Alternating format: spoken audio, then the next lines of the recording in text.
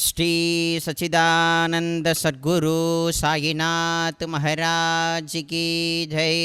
अनंत कोटि ब्रह्मांड नायक राजातिराज योगिराज परब्रह्म श्री सच्चिदानंद समर्थ सद्गुरु साईनाथ महाराज की जय। जगत माते राधे कृष्ण माई की जय। गुरुर्ब्रह्मा गुरुर्विष्णु गुरुर्देवो महेश्वरः गुरुर्साक्षात् परब्रह्मा तस्मै श्री गुरवे नमः। ध्यानमूलं गुरुर्मूर्ति पूजामूलं गुरुर्पादं मंत्रमूलं गुरुर्वाक्यं मोक्षमूलं गुरुर्कृपा। जगत्माते राधे कृष्ण माई की जय। ओम अभिरामिये एंगल शिवगामिये सद्गुरुवानिये सिद्ध महायोगिनिये शिरडीपुरवासिनिये द्वारका माई रूपिणिये श्री साई माये श्री राधे कृष्ण माये नमो नमः।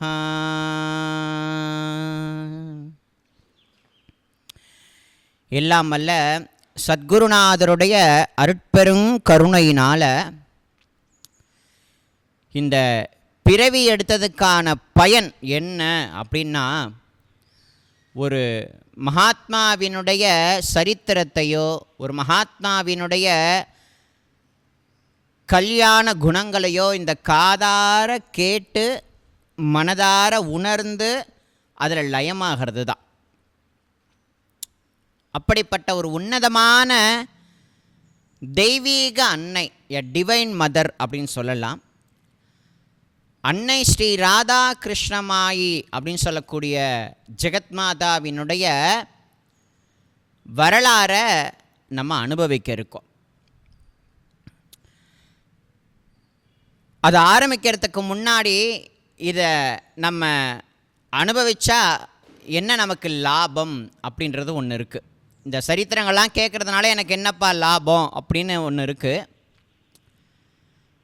ஒரு பழமொழி சொல்வாங்க, என்னென்னா சிவக்கதையை கேட்காம அவக்கதையை கேட்காத அப்படின்பாங்க. அவக்கதையை நீ கேட்டுருக்க, அவக்கதையை விட்டுடு, சிவக்கதையாக நீ கேளு அப்படின்னு சொல்கிறது வழக்கம்.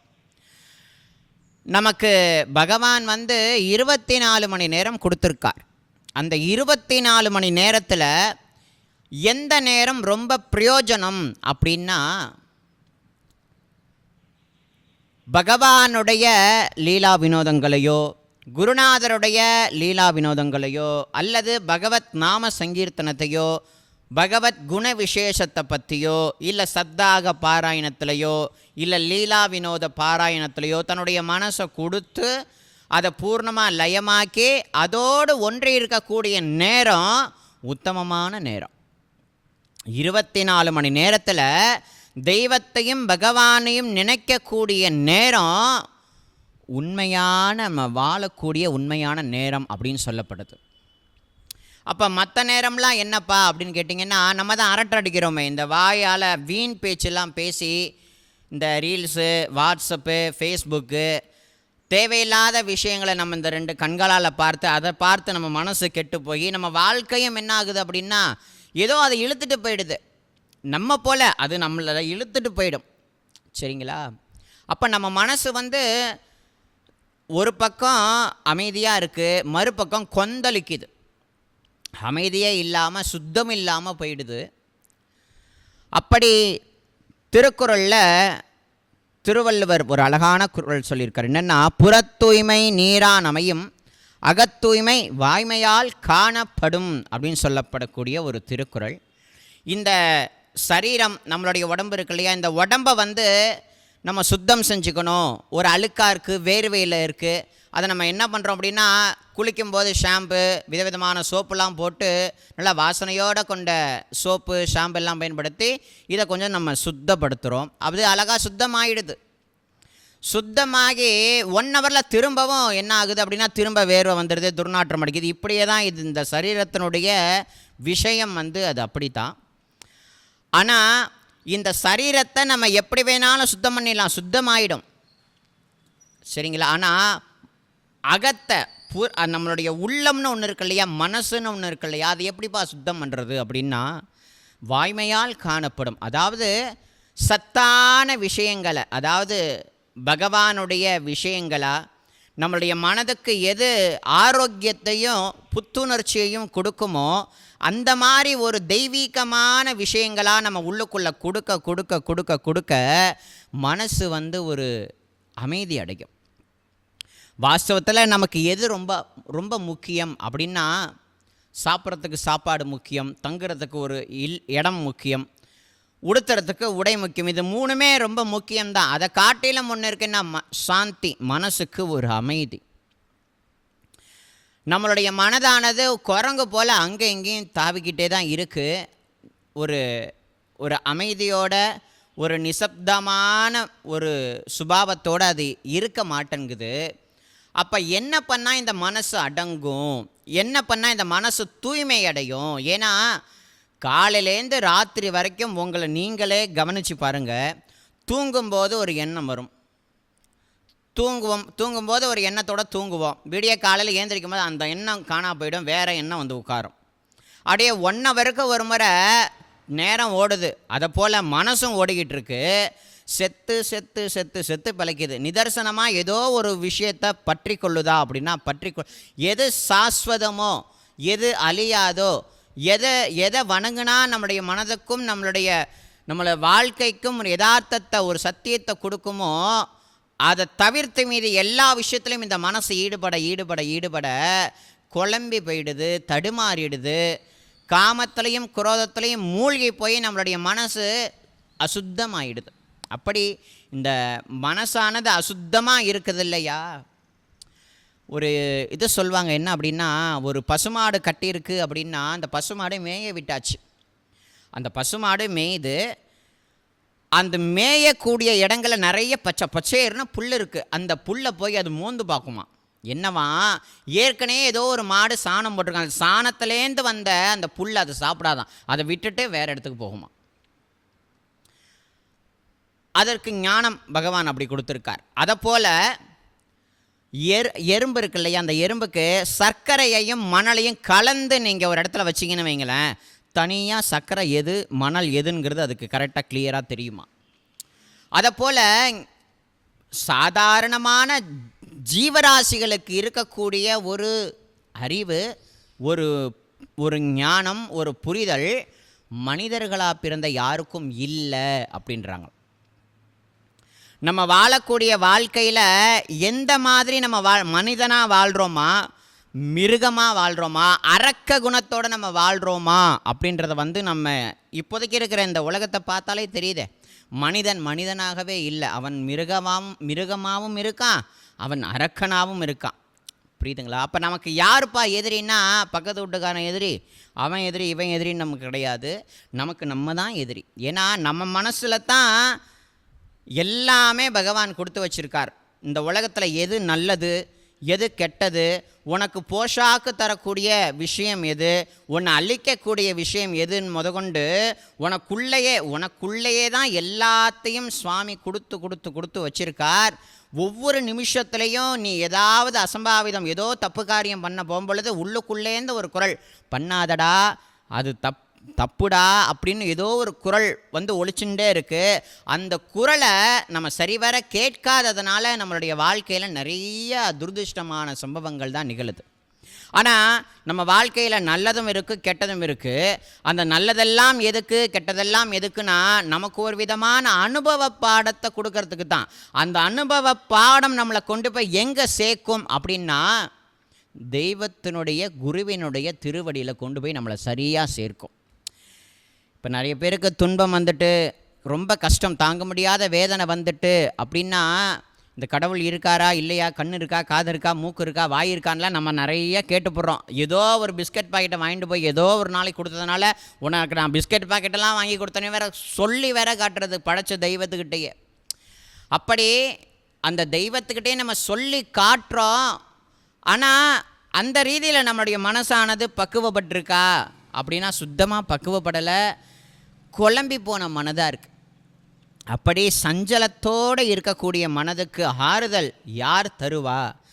குழப்பத்தோடு இருக்கக்கூடிய மனதுக்கு யார் ஆறுதல் தருவா? அங்கும் எங்கும் தாவி தாவி தாவி தாவி நிச்சலமாக, அதாவது எதுவுமே ஒரு எந்த முடிவும் எடுக்க முடியாத ஒரு தன்மையோடு இருக்கக்கூடிய இந்த மனசுக்கு யார் சாந்தியை, ஒரு அமைதியை தருவா அப்படின்னா, சஞ்சலம் வந்ததென்றால் சாது சங்க சன்னதி சென்றிடுவாய். சஞ்சலம் வந்ததென்றால் சாது சங்க சன்னதி சென்றிடுவாய். நஞ்சமகன்றிடவே நாராயணன் நாமம் ஜெபித்திடுவாய். நல்ல வழி சொல்லுவேன் மனமே நாடி தெரிந்து கொள்வாய்.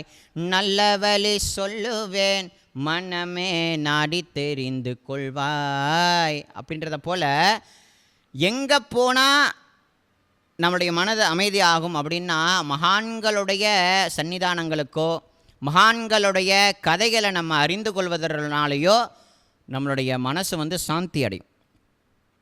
வீணான இந்த ரீல்ஸ் பார்க்குறதுனாலையோ, வாட்ஸ்அப் பார்க்குறதுனாலையோ, டிவி சீரியல் பார்க்குறதுனாலையோ நமக்கு மனசுக்கு சந்தோஷம், அமைதி கிடைக்குமானால் கிடைக்காது. அவன் சம்பாரிச்சு போகிறான், அவன் சம்பாதிக்கிறதுக்கு நம்ம இடம் கொடுக்குறோம். நம்ம ஏழையாக இருக்கோம், அவன் பணக்காரனாக தான் இருக்கான். ஆனால் அந்த ஒரு புரிதல் இல்லை. நான் சொன்னேன் இல்லையா, அந்த மாட்டுக்கு கூட அந்த அறிவு இருக்குது, ஒரு எறும்புக்கு கூட அந்த அறிவு இருக்குது. ஆனால் மனுஷனாக பிறந்தவனுக்கு எது சரி, எது தப்பு, எது ஞானம், எது அஞ்ஞானம், எது சத்தியம், எது அசத்தியம், எது நல்லது, எது கெட்டதுங்கிற பகுத்து உணரக்கூடிய அந்த அறிவானது காணாமல் போயிடுது. அப்போ அந்த மனசுக்கு, அந்த ஜீவனுடைய மனசுக்கு எதுப்பா நிம்மதி தரும், எதுப்பா சந்தோஷத்தை தரும், எதுப்பா பக்தியை தரும் அப்படின்னா, மகான்களுடைய சரித்திரத்தை நம்ம இந்த 2 காதுகளால் கேட்டோம் அப்படின்னாலே நம்மளுடைய மனசுக்கு ஒரு தெளிவு கிடச்சிரும். ஏன்னா மற்ற கதை சீரியல் எல்லாமே கற்பனையாக எழுதி நடித்து அவன் பணக்காராயிடுறான். ஆனால் அதனால் நமக்கு என்ன பிரயோஜனம்னா, நேரம் காலம் எல்லாமே வேஸ்ட்டு. ஆனால் ஒரு மகானுடைய சரித்திரத்தை உட்கார்ந்தபடி கண்களை மூடியபடி காது கொடுத்து கேட்டோம் அப்படின்னாலே அந்த மகானுடைய கடாட்சம் நமக்கு கிடைக்கும்.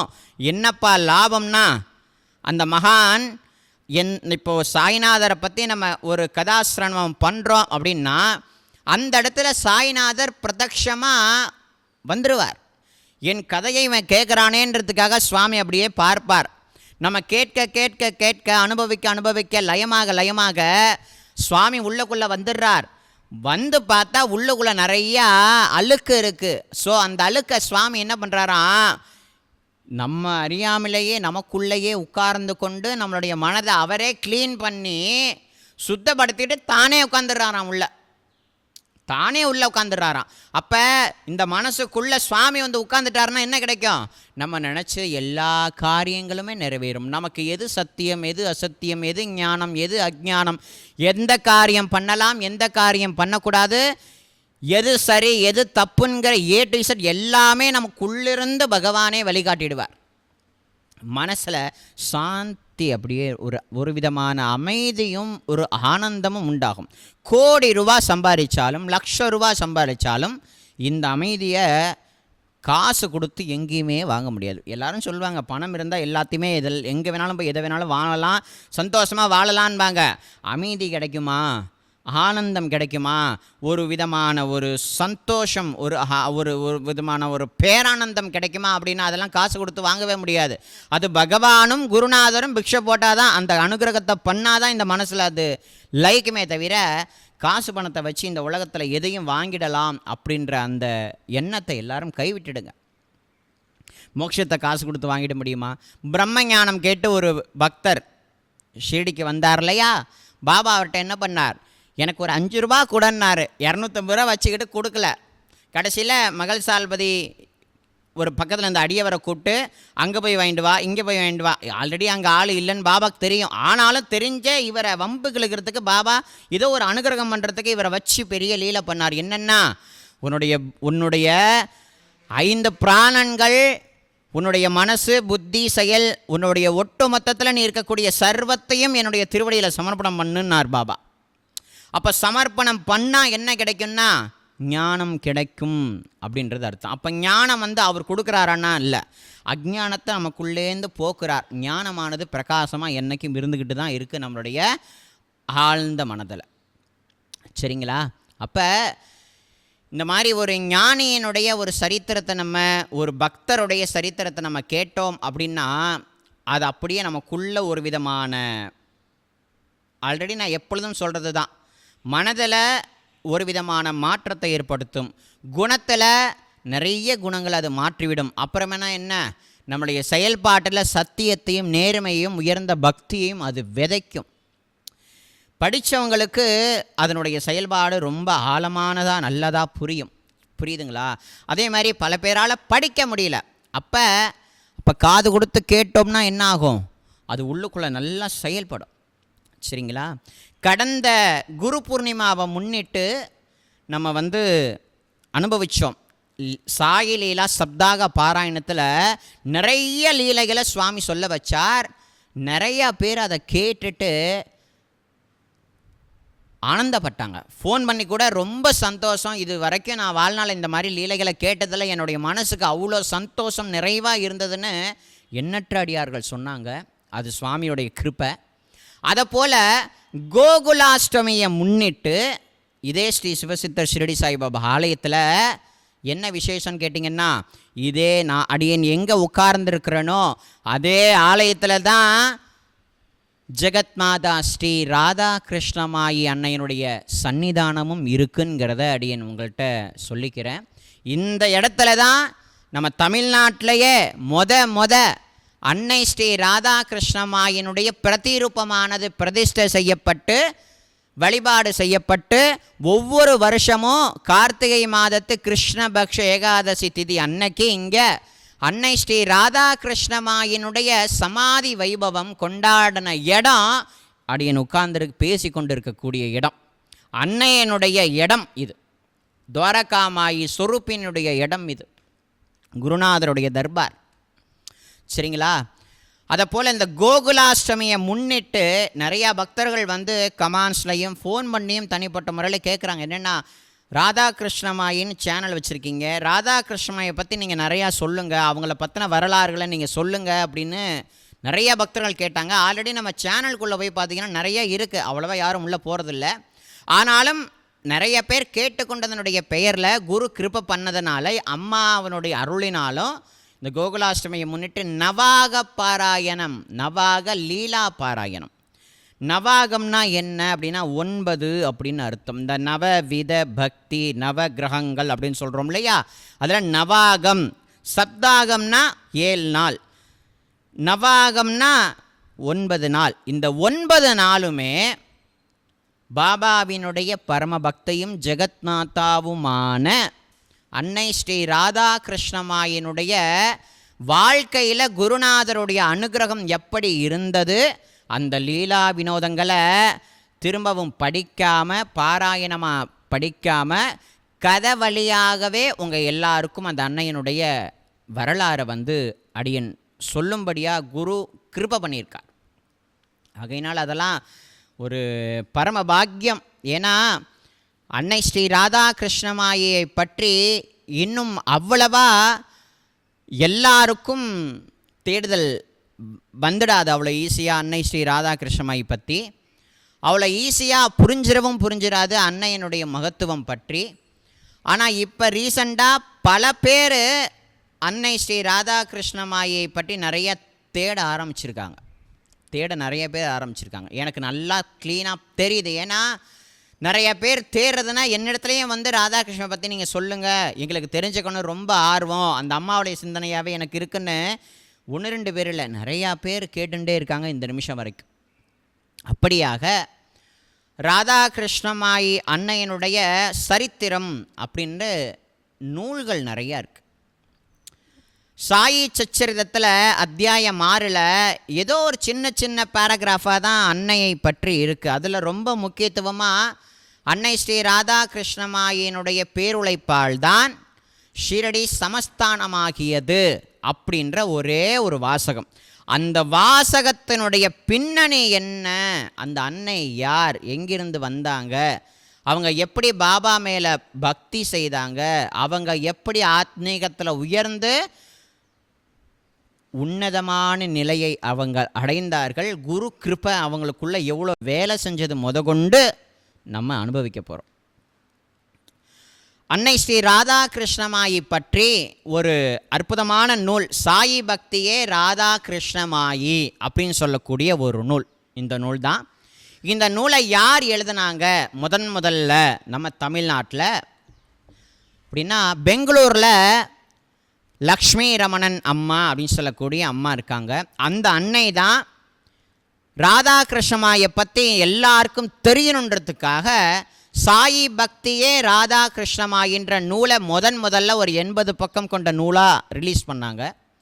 அதுக்கு முன்னாடியே டாக்டர் வின்னி சுட்லரின்னு சொல்லக்கூடிய அன்னை ஷிரடியில் கொராலை மந்திர், அதாவது ஏர்போர்ட் போகிற வழியில் அன்னை ஸ்ரீ ராதாகிருஷ்ணமாயி ஹால்னு சொல்லி ஒரு பெரிய கட்டடத்தையே உருவாக்கியிருக்காங்க அம்மாவோட திருநாமத்தில். வின்னி அம்மாவை பார்க்கக்கூடிய ஒரு அற்புதமான தருணங்கள் எனக்கு கிடைச்சிது வாழ்நாளில். ஒரு 4-5 முறை அம்மாவை தரிசனம் பண்ணியிருக்கேன். வின்னி அம்மாவை அவங்க கிட்ட போயிட்டு ராதாகிருஷ்ணமாயின்னு சொன்னாலே போதும் கண்ணில் தளதளன்னு தண்ணி வரும், அப்படியே உட்காந்துருவாங்க. நான் நேரில் பார்த்தேன் அந்த அன்னை. அப்படின்னா எப்படிப்பட்ட ஒரு பாவத்தோடு இருக்காங்கங்கிறத நான் நல்லா உணர்ந்தேன். ஏன்னா ராதாகிருஷ்ணமாயின்ற நாமமே மோட்சத்தை கொடுக்க வல்லது. அந்த நாமத்தை யார் சூட்டுனா சாயிநாதர் சூட்டியிருக்கார். அப்போ அந்த அன்னையனுடைய ஒரிஜினல் நாமம் என்ன, அதுக்கு தான் அந்த வரலாறு இனிமேல் தான் சொல்ல போகிறோம், நீங்கள் எல்லாரும் கேட்கலாம். அப்போ அந்த டாக்டர் வின்னியம்மா நிறைய விஷயங்களை நிறைய நூல்களில் தனிப்பட்ட முறையில் நூல் போடலை. இப்போ தான் ரீசண்டாக நூல் ஒன்று போட்டிருக்காங்க. அது டாக்டர் வின்னியம்மா சமாதி ஆகிறதுக்கு முன்னாடி அவங்க சேனலில் ஒரு 1 hour பேசியிருக்காங்க. அந்த 1 hour பேசப்பட்ட விஷயத்தை வச்சு ஒரு நூல் போட்டிருக்காங்க. ஆன்லைனில் அது கிடைக்கும், 100 ரூபாய் தான் அது. அப்புறமா இந்த சாயி பக்தியே ராதாகிருஷ்ணமாயின்னு சொல்லக்கூடிய நூல் லக்ஷ்மி அம்மா வந்து எழுதினாங்க. நான் முதல்ல இந்த நூலை தான் அடியன் படித்தேன். ரொம்ப அற்புதமான நூலாக இருந்தது. மேற்கொண்டு என்ன அப்படின்னா, அதே நூலை ஆங்கிலத்தில் பிரேமரத்னா ராதாகிருஷ்ணமாயின்னு சொல்லக்கூடிய நூலையும் அம்மா எழுதினாங்க. லக்ஷ்மி ரமணன் அம்மாவே தான் அதையும் எழுதியிருக்காங்க. மேற்கொண்டு ஆந்திராவில் ரமணானந்த ரிஷின் அப்படின்னு சொல்லக்கூடிய ஒரு பெரிய ஐயா, அவரும் அன்னை ராதாகிருஷ்ணமாயி பற்றி நிறைய ஒரு பெரிய நூலை எழுதியிருக்காரு. அதுக்கப்புறமா நம்ம தமிழ்நாட்டில் அன்னை ஸ்ரீ ராதாகிருஷ்ணமாயி பற்றி இப்போ நான் முழுசாக அந்த 9 நாள் வரலாறு சொல்ல போகிறேன்ல, அந்த 9 நாள் வரலாறு எந்த நூல்லேருந்து அடியேன்னு சொல்ல போகிறேன் அப்படின்னா, அடியேனே எழுதின நூல்லேருந்து சொல்ல போகிறேன். அப்படியா, நீங்கள் நூல் எழுதியிருக்கீங்களான்னா, உண்மையாக பாபாவுடைய கருணையினால் அடியேன் ஒரு நூல் எழுதியிருக்கேன். அந்த நூலை எத்தனையோ பேர் படித்து கண்ணீர் விட்டு கதறி இருக்காங்க. நான் எத்தகைய பாவத்தோடு எழுதினனோ, எத்தகைய கண்ணீர் சிந்தி எழுதினனோ, அப்படிப்பட்ட பாவம் படிக்கிறவங்களுக்கு வருது, அப்படிப்பட்ட அழுக அதை படிக்கிறவங்களுக்கு வருது. அப்படிப்பட்ட நூல் என்ன நூல்பா அப்படின்னா, ஸ்ரீ சாயிநாத சமஸ்தானத்தின் அதிதேவதை ஸ்ரீ ராதாகிருஷ்ணமாயி. இதோருக்கு பார்த்தீங்களா, இந்த நூல் தான். இந்த நூலை தான் அடியேன் எழுதியிருக்கேன். கிட்டத்தட்ட 55 அத்தியாயம் இருக்குது. 55 அத்தியாயம். ராதாகிருஷ்ணமாயி அன்னையை பற்றி நிறைய நூல்கள் அதாவது அங்கங்கே சதறி கிடந்திருக்கு. அன்னை ராதாகிருஷ்ணமாயி பற்றின விஷயங்கள் எல்லாமே நிறைய இடங்களில் சதறி கிடந்தது. அப்படி சதறி கிடக்கக்கூடிய எண்ணற்ற விஷயங்களை நிறைய அடியார்கள் மூலமாக ஒன்று திரட்டி இந்த நூலை அடியேன் ஒரு 4-5 வருடங்களுக்கு முன்னாடி அடியன் ரிலீஸ் பண்ணேன். இந்த நூல்லேருந்து தான் சாய்நாத சமஸ்தானத்தின் அதிதேவதை ஸ்ரீ ராதாகிருஷ்ணமாயி அப்படின்னு சொல்லக்கூடிய அந்த நூல்லேருந்து தான் அடியன் நிறையா விஷயங்கள் எடுத்து உங்களுக்கு அடியன் சொல்ல போகிறேன். பாபாவுடைய பரம கருணையினால் அந்த நூல் எழுதும்போது இதெல்லாம் ஏன் சொல்கிறேன்னா, இதில் நீ இங்கேருந்து எடுத்து சொல்கிற, எந்த நூல்லேருந்து நீ எடுத்து சொல்கிற அப்படிலாம் ஒரு கேள்விக்குறி இருக்கும் இல்லையா? ஏன்னா நிறைய பேருக்கு தெரியாது, அவங்களுக்கு ஒரு இப்படிப்பட்ட ஒரு நூல் இருக்குன்னே பல பேருக்கு தெரியாது. அந்த நூலை முதல்ல அடியன் எழுதும் பொழுது இங்கே உட்காந்து எழுதுனேன்னு கேட்டிங்களா? இந்த இடத்துல தான், இப்போ நான் உட்கார்ந்துருக்கேன் இல்லையா, இதே இடத்துல உட்கார்ந்து ஒரே வருஷத்தில் பாபா இதே இடத்துல உட்கார்ந்து எழுதும்படி கிருபை பண்ணார். இதே இடத்துல தான் அன்னை ஸ்ரீ ராதாகிருஷ்ணமாய்க்கு பிரதிரூபம் வரையப்பட்டு முதல்ல பூஜை பண்ண இடமே இந்த இடம்தான், இந்த சிவசித்தர் ஷிரடி சாய்பாபா ஆலயம், கூத்தனூர். அப்புறமா அன்னைக்கு ஷிரடியிலேயே ஒரு அழகான வடிவம் செய்யப்பட்டு இந்த பாபா கோவிலில் பிரதிஷ்டை ஆனதும் இந்த அன்னை ராதாகிருஷ்ணமாய் அம்மாவுடைய இடத்துல தான். அதை காட்டிலும் அம்மாவை பற்றின ஒரு வரலாறு எழுதப்பட்டு ரிலீஸ் செய்யப்பட்ட இடமும் இந்த கூத்தனூர் தான். அப்படிப்பட்ட உயர்ந்த சேத்திரம் இந்த அம்பாள்புரி சேத்திரமாகிய கூத்தனூர். இந்த சேத்திரத்தில் இன்னொரு விசேஷம் எனக்கு என்னென்னா, சரஸ்வதி அம்பாளுக்குன்னு இருக்கிற பிரத்யேகமான சேத்திரமே இங்கே தான் இருக்குது. அப்படிப்பட்ட சேத்திரத்தில் தான் அன்னை ஸ்ரீ ராதாகிருஷ்ணமாயும் எழுந்தருளி இருக்காங்க. கடந்த வருஷம் 108வது மகாசமாதி உற்சவம் சீரும் சிறப்புமாக பாபா இங்கே பண்ணி கொண்டார். இந்த வருஷம், இந்த 2025வது வருஷம் அன்னை ஸ்ரீ ராதாகிருஷ்ணமாயினுடைய மகாசமாதி வைபவம் நவம்பர் மாதம் 15ஆம் தேதி வருது. எங்கே கொண்டாட போகிறோம்னு கேட்டிங்கன்னா, ஷிரடியில் கொண்டாட போகிறோம். முதல்ல 109வது மகாசமாதி வைபவம். அன்னையானவள் 1916 கார்த்திகை மாதத்து கிருஷ்ணபக்ஷ ஏகாதசி, தேய்பிறை ஏகாதசி திதி அன்னைக்கு தான் தன் பூத உடலை விட்டு பரமாத்ம ரூபமான தன்னுடைய குருவும் தெய்வமாகிய சாய்நாதரோடு ஒன்று கலந்த தினம். சரிங்களா? அப்படிப்பட்ட வைபவத்தை ஷிரடியில் பண்ணும்படியே பாபா அனுகிரகம் பண்ணியிருக்கார். நிறைய பக்தர்கள் கூட வரப்போகிறாங்க. நம்ம எல்லாரும் ஷிரடியில் போய் அன்னையினுடைய மகாசமாதி வைபவத்தை கொண்டாட போகிறோம். இதெல்லாம் ஏன் அப்படின்னா, கோகுலாஷ்டமி வரப்போது இல்லையா? அன்னை சாட்சாத்து கிருஷ்ண பக்த, பாண்டரங்கனே கத்தின்னு வாழ்ந்த பக்த. அதே பாண்டுரங்கன் ஷிரடியில் சாயிநாதராக இருக்கிறத உணர்ந்து கொண்டு பக்தி செய்து சாயின்னு சொல்லக்கூடிய பரமாத்மா கூட ஒன்று கலந்த பூமி அந்த ஷிரடின்ற பூமி. அந்த அன்னைக்கு ரொம்ப உயர்ந்த விசேஷமான வைபவம் நிறைந்த விஷயம் என்னென்னா, கோகுலாஷ்டமினா அன்னைக்கு ரொம்ப பிடிக்கும். கண்ணனுடைய பிறந்த நாள் இல்லையா? அதனால் அது என் மனதில் என்ன பட்டது அப்படின்னா, கோகுலாஷ்டமி அதுவுமா இந்த நவாக பாராயணத்தை அன்னையனுடைய வரலாறை எடுத்து சொல்லுவோம் அப்படின்றதுனால மனதில் பட்டதுனால அடியேன் அன்னையனுடைய இந்த பூர்வீகமான ஒரு சரித்திரத்தை அடியேன் சொல்ல போகிறோம். பாபாவுடைய அனுகிரகம் இதெல்லாம் கேட்டால், குரு பக்தினா என்ன, பாபா மேலே எப்படி பக்தி செய்கிறது, பாபா முன்னாடி எப்படி முதல்ல உட்காரணும், பாபா முன்னாடி எப்படி முதல்ல நிற்கணும், அவர்கிட்ட எதை வேண்டணும், எதெல்லாம் வேண்டக்கூடாது, இது எல்லாம் சொல்லி கொடுத்தது அன்னை ஸ்ரீ ராதாகிருஷ்ணமாய்.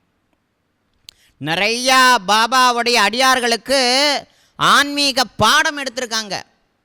காகா சாஹிப் தீட்சித்லேருந்து, பூட்டிலேருந்து, ரேகே, வாமனராவ் பட்டேல், புரந்தரே, அவஸ்தி, டாக்டர் பிள்ளை, சாதுபையா நாயக், இது போன்ற பெரிய பெரிய ஆளுங்களுக்கெல்லாம் பாபா சொல்லியிருக்கார், நீ எல்லாரும் ராதாகிருஷ்ணனுடைய ஷாலாவுக்கு போங்கன்னு இருக்கார்.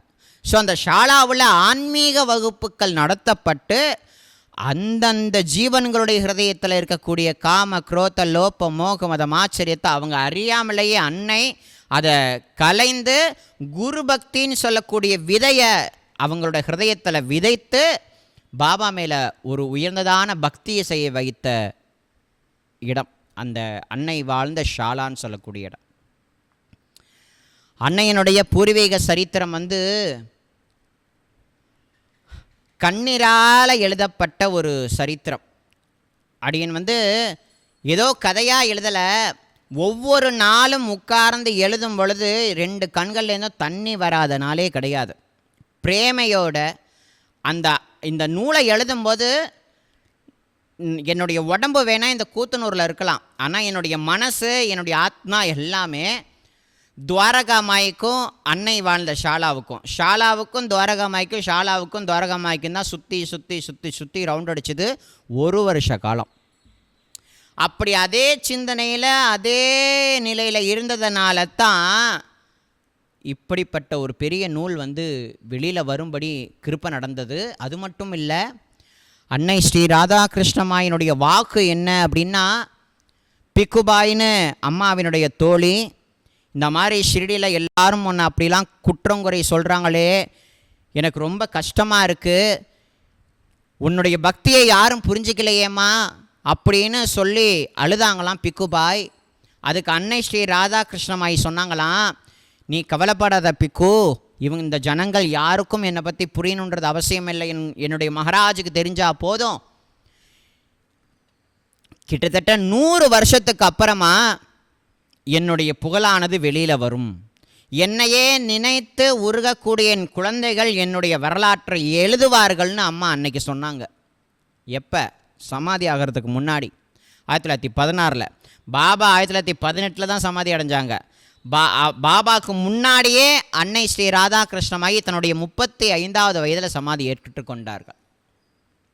அப்போ அன்னை சொன்னாங்க இல்லையா, 100 வருஷத்துக்கு அப்புறம் என்னுடைய பிரவாகம் வெளியில் வரும்னு. வந்துட்டேன், வராத எவ்வளோ ஒரு பீரிட்டு வருது பாருங்கள். அன்னையினுடைய விஷயங்கள், அன்னையினுடைய கதைகள் எல்லாமே நிறைய வந்துட்டே இருக்குது இப்போ. ஏன்னா பாபாவுடைய அனுகிரகம் அந்த இடத்துல நிறையா இருக்குங்கிறத நம்ம தெளிவாக உணரலாம். சாயை பற்றி நம்ம சில விஷயங்கள் நம்ம நினச்சி பார்ப்போம். ஷிரடியில் 1854க்கு அப்புறம் ஷிரடியில் சாயி 60 வருஷ காலம் ஷிரடியில் வாழ்ந்ததா நம்ம எல்லாருக்கும் தெரியும். அப்படி சாயிநாதர் ஷிரடி சேத்திரத்தில் அந்த குக் கிராமத்தில் அடிப்படையான வசதியே இல்லாத ஒரு ஊர், அடிப்படையான ஒரு வசதியே இல்லாத ஒரு ஊராக இருந்த ஒரு குக் கிராமம். அந்த கிராமத்தில் நடமாடக்கூடிய ஒரு தெய்வமாக, கேட்கிறதெல்லாம் வாடி கொடுக்கக்கூடிய ஒரு வள்ளலாக விளங்கியவர் நம்மளுடைய சாய்நாதர். அவர் அந்த காலத்தில் புரிந்து கொண்டார்களா அப்படின்னா புரிந்து கொள்ளவில்லை. சாட்சாத்து கண்ணபெருமானே இந்த பூமியில் உலாவும் பொழுது, அவர் வாழ்ந்த துவாபர யுகத்தில் உலாவும் பொழுது, அவன் கிடக்கிறான் திருட்டு பைய அப்படின்னு யார்?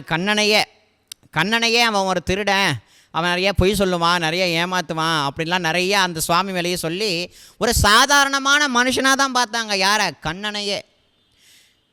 அவர் சாட்சாத்து பரபிரம்மே பூமியில் நடமாடுது.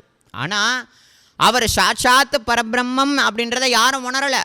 அர்ஜுனனே கடைசியில் அந்த போர் நடக்கும் பொழுது தான் உணர்ந்தார். ஆஹா, எப்படிப்பட்ட சுவாமி கூட நம்ம இவ்வளோ காலம் பழகியிருக்கோம், ஆனால் இவர் சுவாமின்றதே பரமாத்மாங்கிறதே நம்ம தெரியாமல் விட்டுட்டு கோட்டை விட்டுட்டோமேன்னு அவர் வருத்தப்பட்டாராம். அதை போல் ஷிரடியிலையும் சாயிநாதரை யாரும் அவ்வளவு எளிதாக உணரலை. ஆனால் அவரை உணர்ந்த சில அடியார்கள் உண்டு. ஆனால் அவங்க என்ன மாதிரி உணர்ந்திருக்காங்க அப்படின்னா, இவர் ஒரு சாது, இவர் ஒரு சந்தனா மகான், இவர் தெய்வீகமானவர், இவர் ஒரு குரு, அந்த நிலையில தான் எல்லாருமே பார்த்துருக்காங்க. அதில் மகள்சாபதி பாபாவுக்கு திருநாமத்தை சூட்டினவர், சாயின்ற திருநாமத்தை. மகள்சாபதி, அப்பாப்பீல், காசிராம், இது போன்ற சில பக்தர்கள் உணர்ந்தாங்க. அவங்க உணர்றதுக்கே யார் கிருபை பண்ணதுன்னா ஜானகிதாஸ், தேவிதாஸ் போன்ற மகான்கள் இந்த சாது ரூபத்தில் வந்திருக்கக்கூடிய ஃபக்கீரானவருடைய தேஜோமயமான சொரூபத்தை பாரு, இது சாதாரணமான சொரூபமாக இல்லை, இதுகிட்ட ஏதோ ஒன்று மறைஞ்சிருக்கு, இவர் ஒரு பெரிய மகான், அதனால் இவரோட நீங்கள் சகவாசம் கொள்ளுங்கள்னு ஜானகிதாஸ், தேவிதாஸ் மகாராஜ் சொன்னதனால தான் ஷிரடியில் சில பேர், மகள்சால்பதி, அப்பாப்பீல், காசிராம், சில பேரெல்லாம் பாபாவோடு உறவாடினாங்க, இல்லைன்னா உறவாடி இருக்க மாட்டாங்க. அப்போ அது மட்டும் இல்லை, பாபா வாழக்கூடிய காலகட்டத்தில் கங்காங்கீர் பாபா, கௌலி புவா, ஆனந்தநாத் மகாராஜ், அக்கல்கோட் மகாராஜோடைய பரம சீடர், இவங்கெல்லாம் ஷிரடிக்கு பாபாவை பார்த்த சனத்தில் சொல்லிட்டாங்க, இது பெரிய உயர்ந்ததான ரத்தினம் இன்றைக்கி குப்பையில் கிடக்குது. ஆனால் இதனுடைய விஷயம் எதிர்காலத்தில் உங்கள் எல்லாருக்கும் தெரியும். ஷிரடி மக்களே, நீங்கள்லாம் புண்ணியம் பண்ணியிருக்கீங்க, பாக்கியம் செஞ்சுருக்கீங்கன்னு சொல்லிட்டு போனாங்க. அதில் கௌளி புவான்னு சொல்லக்கூடிய பக்தர், இவன் ஒரு அநாத ரக்ஷகன், இவன் சாட்சாத்து பாண்டரங்கனுடைய அவதாரம் அப்படின்றத சொன்னார். ஆனால் இதெல்லாம் அந்த ஷிரடி மக்களோ வரக்கூடிய பக்தர்களோ உணர்ந்தாங்களா அப்படின்னா உணரவே இல்லை. அப்படிப்பட்ட மகான்கள், அதாவது ஒருத்தர் நடந்து போகிறான்னு வைங்களேன், ஏதோ ஒரு குப்பையில் ஒரு வைரக்கல் கிடக்குது, பல மின்னுதுன்னு வைங்களேன், மின்னுறதை அவன் பார்த்துட்டான். ஆனால் அவனுக்கு அது ஒரு வைரக்கல் அப்படின்றது தெரியாமல் போயிட்டு அவன் என்ன பண்ணுறான், ஒவ்வொரு கடைக்காக எடுத்துகிட்டு போயிட்டு இது என்னன்னு தெரியல மின்னுது, எனக்கு இதை வச்சுட்டு பணம் கூட அப்படின்னு கேட்குறான். சரிங்களா? அவன் நிறைய கடையில் போய் காட்ட சில பேருக்கு அதை வைரம்ன்றதை கண்டுபிடிக்காத அளவுக்கு அவர்களும் மடையர்களாக இருந்திருக்காங்க. ஆனால் அது ஒரு வைரம் அப்படின்றத உள்ளபடி கண்டு கொள்ளக்கூடிய அளவுக்கு அறிவும் ஞானமும் கொண்ட ஒரு அடகு கடைக்காரு இது வைரம்ன்றதை உணர்ந்து, வைரம் கிடச்சிருக்கு, இவன் என்னன்னா விற்றுட்டு இதை கொஞ்சோண்டு பணம் கேட்குறானே அப்படின்ற மாதிரி கேட்டுட்டு அந்த ஆள்கிட்ட பணமும் கொடுத்துட்டு அந்த வைரத்தை தானே எடுத்துக்கொண்டானான். அப்போ வைரத்தை, அந்த வைரத்தினுடைய பக்குவமும் இந்த வைரத்தினுடைய ஞானமும் கொண்டவனால் மட்டும்தான் கண்டுபிடிக்க முடியும்.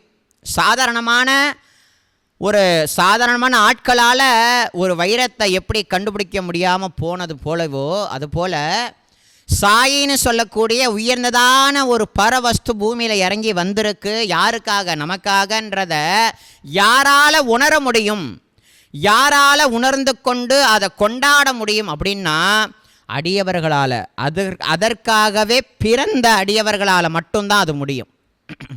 ராமச்சந்திரமூர்த்தியோ கண்ணபெருமானோ பூமியில் அவதரிக்கிறதுக்கு முன்னாடியே, அவருடைய அவதாரம் நிகழ்கிறதுக்கு முன்னாடியே ஆஞ்சநேயர் பிறந்துட்டார். ராம அவதாரத்தில் ஆஞ்சநேயர் பிறந்துட்டார். புரியுதுங்களா? யாருக்காக பிறந்தார்? ராமனுக்காகவே பிறந்தார். எதுக்காக பிறந்தார்னா ராமனுடைய சேவைக்காக அவர் பிறந்தார். துவாபர யுகத்தில் ராதை பிறந்தாள். எதற்காக பிறந்தால்? கண்ணன் வருவான், அவனுக்கு அவனோடு நம்ம பிரேமையோடு அவனோடு வாழணும், அவனுக்கு பக்தியோட சேவை புரியணுன்றதுக்காக ராதை பிறந்தாள். இந்த மாதிரி நிறைய அடியார்கள் பிறந்தாங்க இல்லையா? அங்கதன், நலன், நீலன், இது மாதிரி நிறைய பக்தர்கள் பிறந்தாங்க இல்லையா? விதுரர். துவாபர யுகத்தில் கண்ணனையே கத்தின்னு வாழ்ந்த எண்ணற்ற அந்த பாண்டவர்கள் எல்லாரும் ஏன் பிறந்தாங்க அப்படின்னா கண்ணனுக்காகவே பிறந்தாங்க. அதெல்லாம் தேவர்களே மனுஷ ரூபத்தில் கண்ணன் வரப்போகிறான்ங்கிறத உணர்ந்து கொண்டு தேவர்களே பிறந்து அவனுக்கு சேவை செய்யணுன்றதுக்காக வந்தாங்களாம். அதை போல் ஷிரடியில் சாயின்னு சொல்லக்கூடிய பரமாத்மா ரூபம் வரத்துக்கு முன்னாடியே, தான் கீழே வரத்துக்கு முன்னாடியே சாயி தன்கிட்ட யாரெல்லாம் வரணும், அவர்கள் மூலமாக என்னென்ன காரியங்கள் எல்லாம் நிகழணுங்கிறத ஸ்கட்சி போட்டு தான் கீழே இறங்கியிருக்கார் நம்ம பாபா. அப்போ அவர் வாழக்கூடிய காலகட்டத்தில் எண்ணற்ற மகான்கள் சொன்னாலும் சாயிநாதரை உணர்ந்து உணராமலையும் புரியாமலையும் தான் பக்தி செய்து கொண்டு இருந்திருக்காங்க அந்த காலகட்டத்தில். பாபா, தாஸ்குனு மகராஜ், நானா சாஹேப் சாந்தோர்கர், அப்புறம் என்ன கப்பர்டே, ஹரிஷ் சீதாராம் தீட்சித், பாபு சாஹேப் ஜோக்கு, இந்த மாதிரி நிறைய பக்தர்களை பிடித்து இழுத்தார். அதுலேயும் பாபா, கப்பர்டே, பாபு சாஹேப் ஜோக்கு இவங்கெல்லாம் ஒரே சந்தில் நம்ம எல்லாரும் ஒரே குருவுக்கு சேவை பண்ணோம். அதனால் அந்த பந்தத்தை திரும்பவும் இணைக்கிறதுக்காக நான் அவங்க எல்லாரையும் பிடிச்சி ஷிரடிக்கு இழுக்கிறேன்றதை பாபாவும் சொல்லியிருக்கார். அதை போல் சாயிநாதர் அவர் வாழக்கூடிய காலகட்டத்தில் ஷிரடி மக்களை சில பேர்களை பார்த்து, அதெல்லாம் அந்த குக்கிராமம் டெவலப்மெண்ட் ஆகாத ஒரு காலகட்டம், ஒரு சாதாரணமாக இருந்த ஊர். அந்த நேரத்தில் பாபா எல்லோரும் கூப்பிட்டு வச்சு, இந்த ஷிரடியில் பெரிய பெரிய பில்டிங்லாம் வரும், யானை வரும், குதிரை வரும், பெரிய பெரிய விழாலாம் நடக்கும், ஏன்னா என்னுடைய பிராமணர்கள்லாம் வருவாங்க, பெரிய பெரிய சர்க்காரெல்லாம் வருவாங்க அப்படின்லாம் எப்போவோ சொன்னாராம். எல்லாரும் சிரிச்சுப்பிட்டாங்க, பாபா என்ன இப்படிலாம் பேசுகிறாரு அப்படின்னு. ஆனால் சத்தியன்றது நடக்குதே. இப்போ இன்றைக்கி ஷிரடி எவ்வளோ பெரிய கோலாகலமான ஒரு க்ஷேத்திரமாக, ஒரு புண்ணிய பூமியாக இருக்குங்கிறத பாபா அந்த காலத்திலேயே சொன்னார். ஆனால் அதை அப்போ யாரும் நம்பலை. ஆனால் அவர் சொன்னதை நடத்தி வைக்கிறதுக்கு ஒருத்தர் வேணும்ல. அவர் சொன்ன விஷயங்களை நடத்தி வைக்கிறதுக்கு ஒரு ஆள் வேணும்ல. அந்த ஒரு பக்தரைத்தான் பாபா ஷிரடிக்கு இருத்திழ்த்தார், அன்னை ஸ்ரீ ராதாகிருஷ்ணமாயி. அந்த அன்னை மூலமாக தான் நிறைய காரியங்களை பாபா வந்து இந்த இந்த தேசத்துக்கு பாபா கொடுத்தார். அது அவ்வளோவா ஈஸியாக யாரும் இந்த நிமிஷம் வரைக்கும் உணரலை அப்படின்றது தான் ரொம்ப புரிந்து கொள்ள வேண்டிய ஒரு விஷயம். யாரும் அவ்வளோ ஈஸியாக அந்த அன்னையோ, அந்த அன்னையை பற்றியோ, அந்த அன்னையினுடைய மகத்துவம் பற்றியோ, அந்த அன்னையினுடைய ஒரு பக்தியோ, ஒரு பிரேமையோ, ஞானத்தை பற்றியோ யாரும் சிந்திக்கிறதில்ல. வாஸ்தவத்தில் அந்த அன்னையை எல்லோரும் மறந்துட்டோன்னு வைங்களேன். நம்ம தான் மறதியாச்சே நமக்கெல்லாம் ஃபுல் ஃபோக்கஸ் சாய், அது மட்டும்தான் நம்ம கண்களுக்கு தெரியுது. ஆனால் அந்த சாயிநாதர்னு சொல்லக்கூடிய மகத்துவமான பரம்பொருளை நமக்கு கொடுத்தாங்களே அன்னை ஸ்ரீ ராதாகிருஷ்ணமாயி, பிவி நரசிம்ம சுவாமிகள், ராதாகிருஷ்ண சுவாமிகள், சிவம்மா தாயி போன்ற மகான்கள் அந்த சுவாமியை பற்றின விஷயங்களை இந்த தேசத்துக்கு பிரச்சாரம் பண்ணி கொடுத்து அவ்வளோ வியாபகத்தன்மையோட உழைச்சதுனுடைய பலன் தானே இன்றைக்கி நம்ம எல்லாரும் பாபாவை வணங்குகிறோம். அப்படி பாபாவை இன்றைக்கி நம்ம வணங்குறதுக்கு அன்னைக்கு அவங்க உழைச்சாங்களே, அந்த உழைப்புக்கு நம்ம என்ன நன்றி விசுவாசத்தை காட்டுறோம்? ஒரு நன்றியும் காட்டுறதில்ல தானே. அப்போ அவங்களெல்லாம் பற்றி நமக்கு தெரிஞ்சு கொள்ள வேண்டாங்கிற எண்ணங்கிறதெல்லாம் கிடையாது, யாரும் சொல்லி கொடுக்குறதில்ல. இந்த மாதிரி உத்தமமான பக்தர்களுடைய உழைப்பு தான் இன்றைக்கி நம்ம பாபாவை வணங்குறதுக்கு ஒரு முக்கியத்துவமான அங்கமாக இருக்குது. அன்னை ஸ்ரீ ராதாகிருஷ்ணமாயையும் பிவி நரசிம்ம சுவாமிகள் இந்த ரெண்டு மாபெரும் பக்தர்கள் இல்லை அப்படின்னா, ஏன்னா இந்த ரெண்டு பேருமே எப்படிப்பட்டவர்கள்னா, பல ஆயிரம் பேர் சேர்ந்து செய்தாலும் செய்ய முடியாத காரியத்தை நிகழ்த்தினது இந்த ரெண்டு பேர். ஆமாம், அன்னை ஸ்ரீ ராதாகிருஷ்ணமாயனுடைய சேவை, பிவி நரசிம்ம சுவாமியுடைய சேவை போற்றுதலுக்குரியது. ஆனால் நம்ம போற்றுறோமா அப்படின்னா, அவர்களை பற்றி நினைக்கிறோமா அப்படின்னா, துளியும் நினைக்கிறது இல்லைங்கிறது தான் சத்தியம். அவங்கள பற்றி தெரிஞ்சவங்களும் இருக்காங்க, தெரியாதவங்களும் இருக்காங்க. கொண்டாடுறாங்களான்னா கொண்டாடுறதே கிடையாது. அப்படி அவங்களெல்லாம் நம்ம நினச்சி பார்க்கணும், ஒரு நன்றி செலுத்தணும். பாபாவை நினைக்கக்கூடிய ஒவ்வொரு தருணத்திலையும் அந்த மகான்களுடைய திருவடிக்கு ஒரு நமஸ்காரம் பண்ணணும். அவங்களுடைய பக்தி நமக்கும் கிடைக்கணும். அந்த பக்தியினால் நம்மளும் அவர்களை போல முன்னேற்றம் அடையணுங்கிற ஒரு விஷயத்தை கொடுக்கறதுக்கு தான் இந்த மாதிரி கோகுலாஷ்டமியை முன்னிட்டு நவாக லீலா பாராயணமாக அன்னையினுடைய சரித்திரத்தை வந்து அடியேன் சொல்லணும்னு முயற்சி பண்ணேன். ஏன்னா பாபான்னு சொல்லக்கூடிய அந்த சுவாமியினுடைய திருவடியையே சதா நினைத்து கொண்டிருந்தால் நமக்கு என்னப்பா லாபம் அப்படின்னா, நம்ம பூர்வ ஜென்ம கருமா, நம்ம செய்த பாவதாபங்கள் எல்லாத்தையும் சுட்டு பொசுக்கக்கூடிய காலாக்னின்னு சொல்லக்கூடிய ஒரு அக்னி சாய்நாதருடைய திருவடியில் இருக்குது. அந்த திருவடியை நம்ம பிடிக்க பிடிக்க பிடிக்க பிடிக்க நம்மளுடைய கர்மம் எல்லாமே கரைந்து காணாமல் போயிடும். அது மட்டும் இல்லை, பெரிய நதி கடலோடு கலந்த பிறகு, இப்போ காவிரி நதி இருக்குது, காவிரி நதி ஓடும் பொழுது இது காவிரி ஆறுன்னு சொல்கிறோம். கடலில் கலந்த பிறகு என்ன சொல்லுவோம்?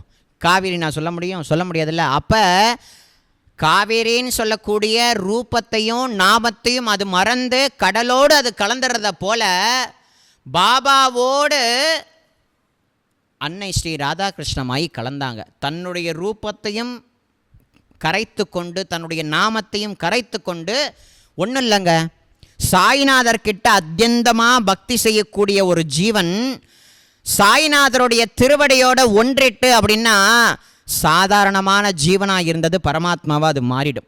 இது எல்லா பக்தர்களுக்குமே உண்டு. நாயன்மார்கள் சரித்திரமாக இருக்கட்டும், ஆழ்வார்கள் சரித்திரமாக இருக்கட்டும், அவர்கள் பக்தர்கள் தான். தெய்வத்துடைய அனுகிரகத்தினாலையும் குருவுடைய கிருப்பையினாலையும் இந்த தேசத்துக்கு பக்தினா என்ன, சேவைனா என்ன, தொண்டுனா என்னங்கிறத புரிய வைக்கிறதுக்காக இது போன்ற மகான்கள் எல்லாம் குரு கிருப்பையால் வராங்க. அவங்களுடைய காரியத்தை செய்து முடித்ததுக்கப்புறம் அவங்க எங்கேருந்து வந்தாங்கங்கிறது அவங்களுக்கு தெரியும், நமக்கு தெரியாது. நம்மளாம் நினைக்கிறோம் இன்னாருக்கு பிறந்தாங்க, இப்படிலாம் கஷ்டப்பட்டாங்க, இப்படி பக்தி பண்ணாங்க, செத்து போயிட்டாங்க, அப்படி நம்ம சொல்கிறோம். அப்படிலாம் இல்லை விஷயம். இன்னாருக்கு பிறக்கிறது விஷயம் இல்லை, இன்னாருக்குடைய வளர்றது முக்கியம் இல்லை. அவங்க வாழ்க்கை மூலமாக அவங்க நமக்கு என்ன கொடுத்தாங்க, நமக்கு என்ன கொடுத்தாங்க, அவங்க பகவானோடு ஒன்று கலந்து போயிட்டாங்க. அதாவது அப்படி தான். இப்போ அந்த கடலோடு காவேரி கலந்ததுன்னா பரமாத்மா கூட ஒன்றிணைகிறது போல தான். அவங்களுக்கு அழிவே கிடையாது. அதை போல் அவங்களுடைய வாழ்க்கையிலேருந்து நமக்கு என்ன பாடம் கிடச்சிது, அவங்க வாழ்க்கையிலேருந்து நமக்கு என்ன அறிந்து கொண்டோம், அவர்கள் போல் நம்ம வாழ்க்கையில் எப்படி பக்தி செய்து முன்னேற முடியும் அப்படின்றத மட்டும்தான் நம்ம ரொம்ப தெளிவாக உணர்ந்து பார்த்து அனுபவிக்கணும். சாய்நாதர் வாழக்கூடிய க்ஷேத்திரமானது தீட்சிலா நகர்ங்கிறது தான் அதனுடைய உண்மையான பெயர். தீட்சிலா நகர். தீட்சிலா நகர் காலப்போக்கில் மருவி சீலத்தி அப்படின்றது வந்துச்சு. இந்த சிலா அப்படின்னா பாறை அப்படின்னு அர்த்தம். தீ அப்படின்னா வைராக்கியம் நிறைந்தவர்கள் வாழக்கூடிய இடம்னு அர்த்தம். சரிங்களா? பாறை வைராக்கியத்தோடு இருக்கக்கூடிய இடமா அது. அதாவது வைராக்கியத்தை ஹிருதயத்தில் கொண்டவர்கள் மட்டுமே வாழக்கூடிய புனிதமான பூமி ஷீரடி அப்படின்னு சொல்லக்கூடிய க்ஷேத்திரம். சாய்நாதர் யாருக்காக வந்தார்னா நமக்காக வந்திருக்கார். எதுக்காக வந்திருக்கார்னா நம்மளுடைய முன்னேற்றத்திற்காக வந்திருக்கார். அவர் அனுகிரகம், தபஸ், இது ரெண்டு மட்டும்தான் அவருடைய செயல்பாடு. யாராவது வந்தால் அனுகிரகம் பண்ணுவார், தேடி போய் அனுகிரகம் பண்ணுவார். அவருக்கு அனுகிரகம் பண்ணுறது இது மட்டும்தான் தெரியும். தான் இருக்கிற இடத்தையோ தன்னை சுற்றி நடக்கக்கூடிய ஒரு பெரிய எதையுமே அவர் கண்டுக்க மாட்டார். தன் முன்னாடி குருநாதா உன் பாதமே கத்தின்னு சொன்னால் கத்தின்னு விழுந்துட்டான்னு வைங்களேன், விழுந்த சனத்தில் அவங்ககிட்ட இருக்கிற பாவத்தெல்லாம் எடுத்துக்கிட்டு அவருக்கான தபஸினுடைய சக்தி புண்ணியமாக வச்சுருப்பார் இல்லையா, அதை அப்படியே கொடுத்துருவார். அந்த புண்ணியத்தினுடைய விளைவாக அவன் எதை நோக்கி வந்தானோ அந்த காரியம் ஈஸியாக முடிஞ்சிடும். அதாவது எக்ஸ்சேஞ்ச் ஆஃபர் தான், ஒன்றும் இல்லை, வெரி சிம்பிள். ஒரு மகானுடைய சன்னிதானத்தில் போய் நீங்கள் நமஸ்காரம் பண்ணிங்கன்னா உங்களுடைய பாவத்தை எல்லாத்தையும் அந்த அபகரிக்கக்கூடிய ஹரியாக இருந்து குருநாதர் அப்படியே எல்லா பாவத்தையும் உருவி விடுறார். இப்போ உருவிட்டார்னா திருப்பி ஏதோ ஒன்று கொடுக்கணுமே, அனுகிரகம் பண்ணிடுறார், புண்ணியத்தை கொடுத்துட்றார். அதனால தான் நம்மளுடைய காரியங்கள் எல்லாமே நிதர்சனமாக நடந்துக்கிட்டு இருக்குன்னா நடக்காது. புரியுதுங்களா? அப்படி வாழக்கூடிய ஒரு புனித பூமியாக இருக்கக்கூடிய பூமி இந்த ஷிரடின்ற ஒரு உன்னதமான க்ஷேத்திரம். இந்த க்ஷேத்திரத்தை தான் பாபா க்ஷேத்திர சந்நியாசியாக வாழ்ந்து கொண்டு இருக்கார். க்ஷேத்திர சந்நியாசி அப்படின்னா அவர் அங்கே தான் இருப்பார், வேறு எங்கேயுமே போகாமல் ஒரே இடத்துல உட்கார்ந்து கொண்டு அனுகிரகம் பண்ணக்கூடிய மூர்த்தியாக இருக்கக்கூடிய சுவாமி. சரிங்களா? அந்த சாய்நாதருடைய வைபவத்தில், அந்த சாய்நாதருடைய தெய்வீக சங்கல்பத்தினால இந்த ஷிரடி க்ஷேத்திரத்தையே க்ஷேத்திரமாக மாற்றி சமஸ்தானமாக மாற்றி பக்தி வைராக்கியத்தினுடைய தாத்பரியத்தை இந்த உலகுக்கு கொண்டு சேவனா என்ன அதனுடைய தாத்பரியத்தை இந்த உலகத்துக்கு கொடுக்க அன்னை ஸ்ரீ ராதாகிருஷ்ணமாயை பூமியில் கொண்டு வந்தார் நம் குருநாதர். இதுக்கப்புறம் நம்ம அன்னையினுடைய சரித்திரத்தை நம்ம பார்க்க ஆரம்பிப்போம். அவங்க எங்கே பிறந்தாங்க, அவங்களுடைய அம்மா அப்பா பேர் என்ன, அவங்களுடைய வாழ்க்கையில் என்னென்ன மாதிரி விஷயங்கள் எல்லாம் நடந்தது, அவங்க எப்படி ஷிரடிக்கு வந்தாங்க, ஷிரடிக்கு வரும்போது அந்த அன்னையினுடைய நிலை என்ன, ஷிரடிக்கு வந்ததுக்கு அப்புறம் அந்த அன்னையினுடைய நிலை என்ன, ஷிரடியில் அவங்க என்னென்ன விஷயங்களை சுவாமி கிருபையால் பண்ணாங்க, கடைசியில் சுவாமியோடு அவங்க எப்படி ஒன்றானாங்க, ஒன்று கலந்தாங்க, இது போல் விஷயங்கள் எல்லாத்தையுமே நம்ம இப்போ அவருடைய அனுகிரகத்தினால நம்ம அனுபவிக்க போகிறோம். எனக்கு ரொம்ப ஆனந்தம் என்ன அப்படின்னா, நான் சின்ன வயசுலேருந்து எங்கள் அம்மாவை நான் பார்த்ததில்ல, அவங்க எப்படி இருப்பாங்கன்னு கூட எனக்கு தெரியாது. ஆனால் இந்த அன்னை ஸ்ரீ ராதாகிருஷ்ணம்மாயினுடைய சரித்திரத்தை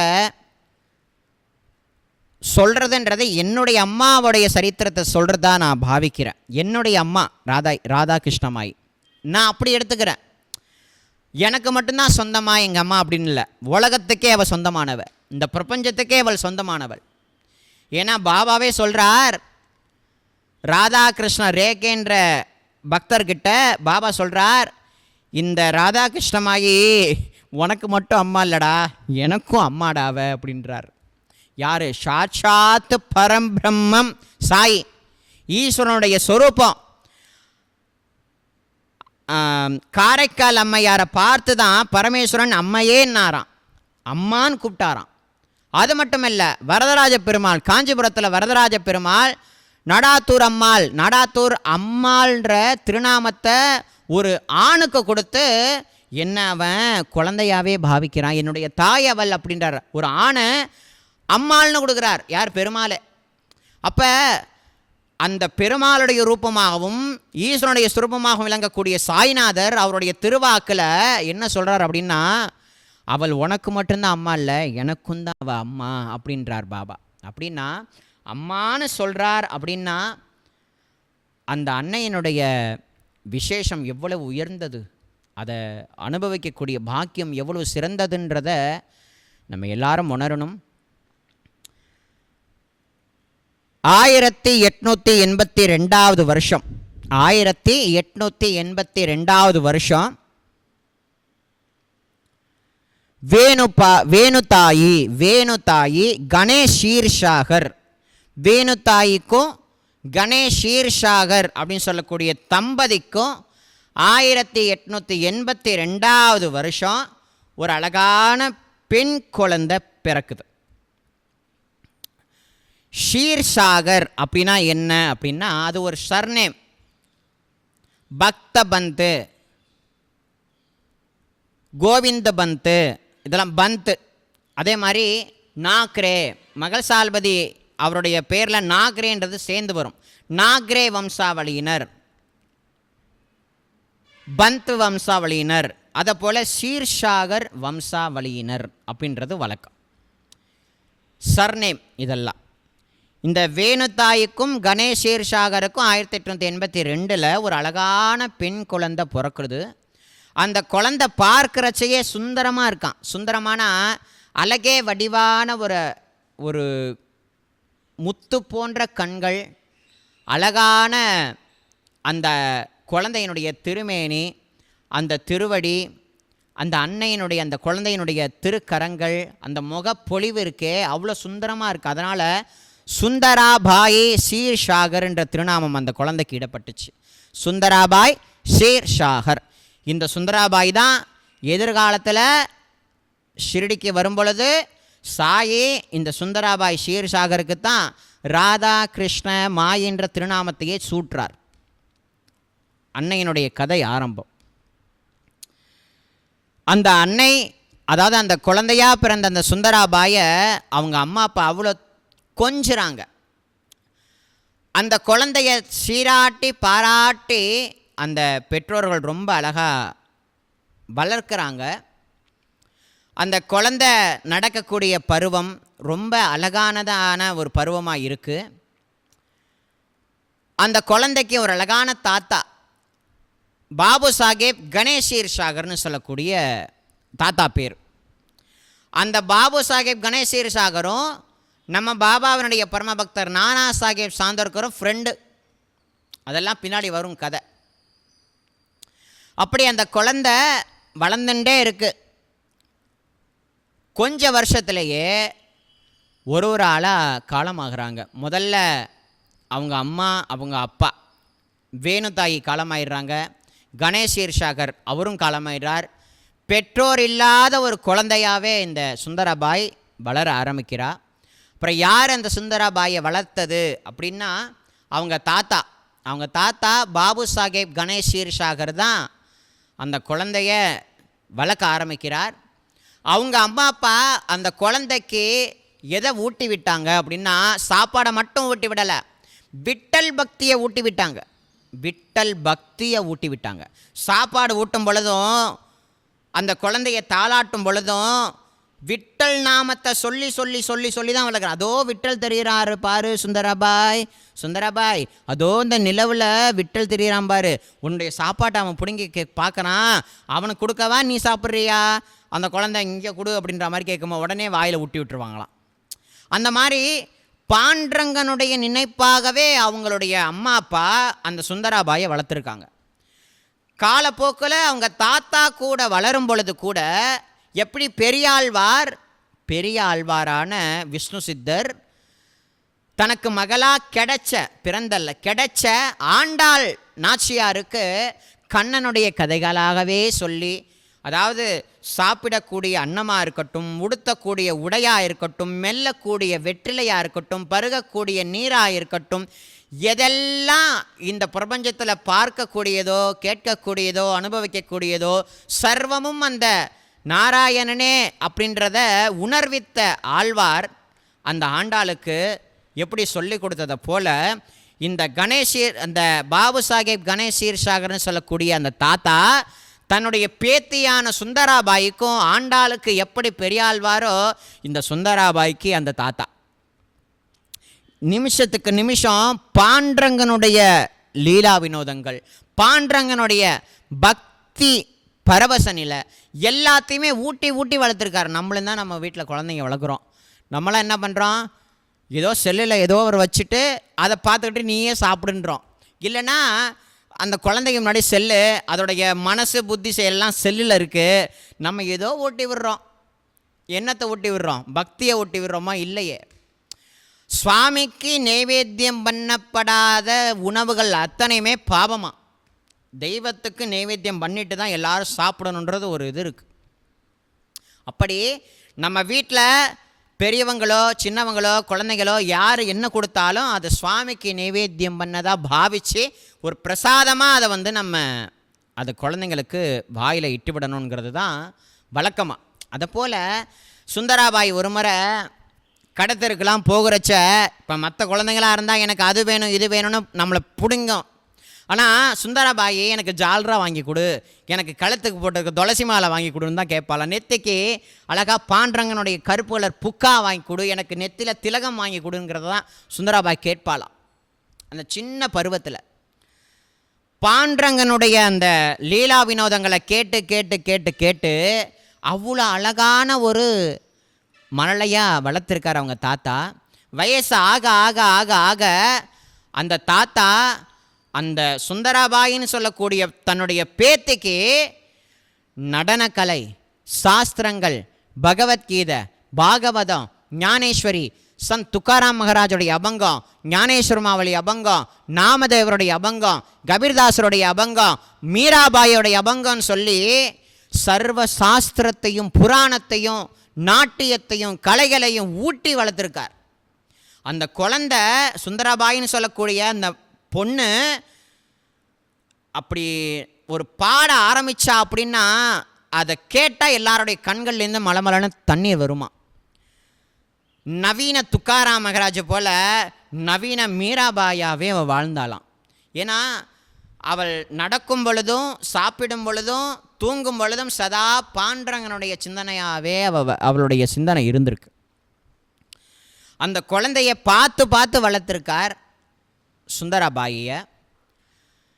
வயசு 17 ஆயிட்டு. அப்படி 17 ஆகும் பொழுது காலகாலத்தில் பண்ணி வைக்கணுமே கல்யாணம், வேற பண்ணி வைக்காமல் இருந்தால் ஊராக ஏதோ தப்பாக பேசுவாங்களே, எப்படியோ இந்த பொண்ணை வளர்த்துட்டேன், இதுக்கப்புறமாவது இந்த குழந்தைக்கு ஒரு கல்யாணத்தை பண்ணி வைக்கணும்னு ஆசைப்பட்டு தானேன் ஜில்லா, தானேன்ற ஊர், அந்த தானேன்ற ஊரில் ஒரு நல்ல வசதியான மாப்பிள்ளையாக பார்த்து கல்யாணம் பண்ணி வைக்கணும் அப்படின்றது அவருடைய ஒரு எண்ணம். அப்படி கல்யாணம் பண்ணி வைக்கணும் அப்படின்னு நினச்சிட்டார். மாப்பிள்ளையை பார்த்துட்டார். ஆனால் பொண்ணுக்கிட்ட கேட்கல, சுந்தராபாய் கிட்ட. சுந்தராபாய், நான் உன்னை சின்ன வயசுலேருந்து பார்த்து பார்த்து வளர்த்துட்டேன், கல்யாணம் பண்ணிக்கிறியா அப்படின்னு கேட்டதுக்கு, கல்யாணம்னா என்ன தாத்தா அப்படின்னு கேட்குது அந்த குழந்தை. 17 வயசு. கல்யாணம்னா என்ன? உன்னை விட்டு பிரிஞ்சிருவேனா? என் பாண்டரங்கனை விட்டு நான் பிரிஞ்சிருவேனா? நான் வேறு எங்கேயோ போயிடுவேனா அப்படின்னா புலம்ப ஆரம்பிச்சிட்டு அந்த குழந்தை. ஆனால் அந்த குழந்தையையும் அதே பக்தி ரீதியான பல கதைகள் சொல்லி மீராபாய் கல்யாணம் பண்ணிக்கிட்டா. நாமதேவர் குடும்பத்தோடு வாழ்ந்தார். துக்காராம் மகராஜ் குடும்பத்தோடு வாழ்ந்து வைகுண்டம் போனார். அந்த மாதிரி நிறைய கதைகள் சொல்லி சொல்லி மைண்டை மாற்றி கல்யாணத்துக்கு சம்மதத்தை வாங்கிட்டார். அறியாத ஒரு பருவம், அவளுடைய கள்ள கபடம் இல்லாத ஹிருதயம், அவளுடைய தேஜோமயமான சொரூபம் எல்லாரையும் கட்டி இழுக்கக்கூடிய ஒரு சொரூபமாக இருந்திருக்கு. அவளை பார்த்தாலே நம்ம மனசு மயங்காத, கையெடுத்து கும்பிடணும்னு தோணுமா. ஏன்னா அவளுடைய அந்த பாண்டரங்கனுடைய அந்த சொரூபத்தையே நினைத்து நினைத்து நினைத்து அவருடைய லீலா வினோதங்களை நினைத்து நினைத்து நினைத்ததுனால என்னவோ தேஜஸ்வியாக இருந்திருக்கா. எல்லா விதமான கலைகள் அவளுக்குள்ளே இருந்திருக்கு. நடமாடக்கூடிய சரஸ்வதியாகவே அன்னை அந்த சுந்தராபாய் வாழ்ந்திருக்கா. அவளுக்கு தானே ஜில்லாவை சேர்ந்த ஒரு வசதியான பையனை பார்த்து கல்யாணம் பண்ணணும்னு முடிச்சிட்டாங்க, பேசி முடிச்சிட்டாங்க. அங்கே தானே ஜில்லாவில் அந்த பையன் வீடு எப்படி இருக்குன்னா, அவங்களும் பாண்டரங்க பக்தர்கள் தான்.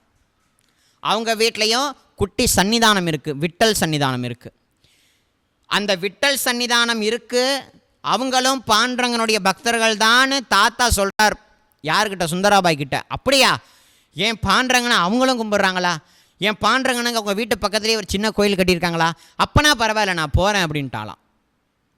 அப்போ நான் கல்யாணம் பண்ணிட்டு போகிறேன் அது எல்லாத்தையும் அவள் யோசிக்கலை. அங்கேயும் என் பாண்டரங்க இருக்கானா? அங்கேயும் என் பாண்டரங்கனுக்கு கோவில் உண்டா? அவங்களும் என் பாண்டரங்கனுடைய பக்தர்களா? அப்படி அவள் பாவிக்கிறா அந்த பொண்ணு. அப்படி பாவிச்சு கல்யாணமும் சீரும் சிறப்புமாக பாண்டரங்கனுடைய கிருப்பையால் அவங்க தாத்தாவினுடைய முன்னிலையில் பிரம்மாண்டமான முறையில் அந்த கல்யாணம் நடந்திருக்கு. கல்யாணமான நாள் வீட்டுக்கு வராங்க. முதல்ல பாண்டரங்கனுடைய சன்னிதானத்தில் போய் நின்றுட்டா பொண்ணு. பாண்டரங்கனையே வச்ச கண்ணு வாங்காமல் பார்க்குறா. பாண்டரங்கா, கல்யாணம் ஆகிட்டுடா, எனக்கு நீ தாண்டா என்னை பார்த்துக்கணும், எனக்கு உன்னை விட்டால் எனக்கு வேறு யாரும் கதி கிடையாது, எங்கள் தாத்தா உன்னுடைய சிந்தனையாகவே என்னை வளர்த்துட்டாங்க, நீ தாண்டா என்னை ரட்சிக்கணும்னு சொல்லி பாண்டரங்கனையே பார்த்து கொண்டு இருக்கா. சுற்றி இருக்கிறவங்க என்னடா பொண்ணுது வீட்டுக்குள்ளே வராமல் இங்கே நிற்கிறாளே அப்படின்ற மாதிரி கேட்குறாங்க. அதுக்கு கணவன் சொல்கிறாராம், தாலி கட்டின புருஷன் சொல்கிறாராம், அவங்க தாத்தா எங்கிட்ட அந்த பொண்ணை பற்றி சொல்லிட்டாரு, கள்ளகபடமே இல்லாத ஒரு பக்த, அவள் ஒரு பாண்டரங்க பக்த, இந்த பொண்ணு நம்ம வீட்டுக்கு மருமகளா கிடச்சிது, நான் செஞ்ச பாக்கியம் அப்படின்னு அவன் பெருமையாக சொல்கிறானா. அவள் என்ன வேணாலும் பண்ணட்டும், அவளை யாரும் எந்த குறையும் சொல்லிடக்கூடாது, அவள் மனசு நோகும்படி யாரும் நடந்து கொள்ளக்கூடாதுன்னு கட்டின கணவன் சொல்லியிருக்கான். நேரம் ஆக பொண்ணு கொஞ்சம் சமாதானமாகி வீட்டுக்குள்ளே வர, அவளுடைய மனசு எல்லாமே பாண்டரங்கனுடைய சன்னிதானத்திலே இருக்குது. குடும்ப வாழ்க்கையில் அவள் ஈடுபடவே இல்லை. ஈடுபடாமல் சதா பாண்டரங்க தியானம், பூஜை, அர்ச்சனை இதுபடியாகவே அவள் வாழ்ந்து கொண்டிருக்கா. இந்த வாழ்க்கை மாத கணக்கு வருஷ கணக்கெல்லாம் போல நாட்கள் கணக்கில் போய் ஒரே வாரத்துக்குள்ளாகவே அவள் வாழலை. அவனுடைய கணவன் காலமானார். எத்தனை நாளுக்குள்ள? ஒரே வாரத்துக்குள்ளாகவே அவளுடைய கணவனானவன் காலமாயிட்டான். பரிதவிச்சு போயிட்டா சுந்தராபாய். சுந்தராபாய் ஒரு பக்கம் அழுவுறதா, இன்னொரு பக்கம் ஏண்டா பண்ணுறாங்க அப்படி பண்ணிட்ட அப்படின்னு பாண்டரங்கனை ஒரு வார்த்தை கூட அவள் கேட்கல. ஏன் பண்ணுறாங்க அப்படி பண்ணிட்ட அப்படிலாம் கேட்கவே இல்லை. ஒரு மௌனியாகவே போயிட்டா. ஆனால் மனசுக்குள்ளே சதா பாண்டரங்க தியானம். இப்போ நம்ம வீட்டில் ஒரு புதுசாக ஒரு பொண்ணு வரா, பொண்ணு வந்த அன்னைக்கே இல்லை 2 நாள் கழிச்சு வீட்டில் ஏதோ ஒரு அசம்பாவிதம் நடந்துட்டா, இந்த பொண்ணு எப்போ காலடி வச்சாலோ அன்னிலேருந்து நம்ம வீட்டுக்கு துரதிர்ஷ்டம் தான் ஆடுதுன்ற மாதிரி அந்த பொண்ணை வந்து எப்படிலாம் காயப்படுத்தும். இப்போ நடக்குது நிறையா உலகத்தில். அந்த மாதிரி அன்னைக்கே அந்த வீட்டில் சுந்தராபாயை அந்த வீட்டுக்காரங்க பேசாத பேச்சில்ல வார்த்தையால் கொன்னுட்டாங்க அந்த சுந்தராபாயை. வார்த்தையினாலேயே சுந்தராபாயை வந்து அவ்வளோ காயப்படுத்திட்டாங்க. அவள் கூனி குறுகி போயிட்டா. தாத்தாவுக்கு செய்தி அனுப்பப்பட்டது, தாத்தாவும் வந்துட்டார். உடனே அந்த வீட்டுக்காரங்க சொல்லிட்டாங்க, இந்த துர்திருஷ்டம் பிடிச்ச பொண்ணை இனிமே இந்த வீட்டில் நான் இடம் கொடுக்க மாட்டேன், ஒழுங்கு மரியாதை இந்த பொண்ணை இழுத்துட்டு நீங்கள் போயிடுங்க அப்படின்ட்டான். தாத்தா பார்த்தார், பேத்தியை கூப்பிட்டுக்கிட்டு தன்னுடைய இடத்துக்கு போனார், அகமன் நகருக்கு. அகமன் நகர்லையும் கொஞ்சம் நாட்கள் சுந்தராபாய் வாழ்ந்திருக்கா. இதுக்கப்புறமா தாத்தா யோசித்து பார்த்தார், இவ வந்து சதா பாண்டரங்கனுடைய சிந்தனையாகவே இருக்கிறதுனால இவளை பண்டர்பூர் க்ஷேத்திரத்துக்கு நம்ம அழைச்சிட்டு போகலான்ற ஒரு முடிவுக்கு வந்து பண்டர்பூர் க்ஷேத்திரத்துக்கு தாத்தா அவருடைய பேத்தியான சுந்தராபாய் அந்த பேத்தி சுந்தராபாய்க்கு தோழியான பிக்குபாய் 3 பேருமே பண்டர்பூர்ன்ற சேத்திரத்துக்கு போகிறாங்க. ஸோ அங்கே என்னென்ன நடக்குதுன்றத நம்ம அடுத்த நாள் நம்ம அனுபவிப்போம் அப்படின்றத சொல்லிக்கிறேன். தொடர்ந்து 9 நாள் இந்த நவாக லீலா பாராயணம் இருக்குது. தொடர்ந்து கேட்டுக்கிட்டு வாங்க. இந்த அன்னையினுடைய விசேஷமான விஷயங்களை நம்ம கூர்ந்து கவனித்து அனுபவிப்போம். இன்றைக்கி 1ஆம் நாள், இன்றைய தேதி ஆகஸ்ட் 7, நாளைக்கு ஆகஸ்ட் 8. ஆகஸ்ட் 7லேருந்து ஆகஸ்ட் 15ஆம் தேதி வரைக்கும் இந்த அன்னையினுடைய சரித்திரம் இருக்குது. தொடர்ந்து கேட்டுட்டு வாங்க. நமக்குள்ளே இருக்கக்கூடிய பக்தியானது நம்மளை அறியாமலேயே வெளியில் வந்து குருநாதருடைய திருவடிக்கு நம்மளையே அர்ப்பணிப்போம் இந்த அன்னையினுடைய கதை வாயிலாக. ஜெய் சாய்ராம். அகிலாண்ட கோடி பிரம்மாண்ட நாயக ராஜாதிராஜ யோகிராஜ பரபிரம்ம ஸ்ரீ சச்சிதானந்த சத்குரு சாயிநாத் மகாராஜ் கி ஜெய். ஜெகத்மாதே ராதே கிருஷ்ணமாயி கி ஜெய்.